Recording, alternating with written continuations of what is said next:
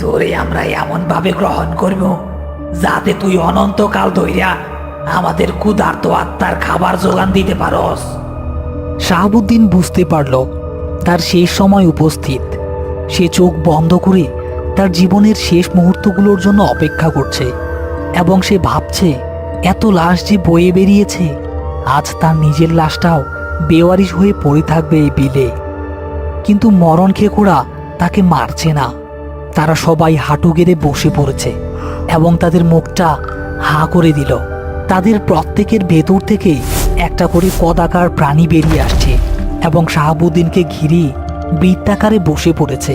তারা সবাই মিলে তাদের গুনগুনানির সুরটা তীব্র থেকে তীব্রতর করতে থাকলো। মেতে উঠল এক মহাভোজের উৎসবে। শাহাবুদ্দিন অনুভব করলো তার শরীরটা অবশ হয়ে আসছে। তার শিরা উপশিরা দিয়ে যেন বরফ ঠান্ডা বিষ ছড়িয়ে পড়ছে। তার চোখের সামনে ভেসে উঠে তার সারা জীবনের প্রতিচ্ছবি। তার শেষ মুহূর্তে মনে হলো, আচ্ছা, মৃত্যুর পর মানুষ কোথায় যায়?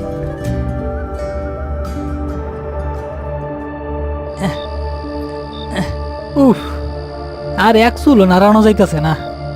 কি যে হইল আজকা!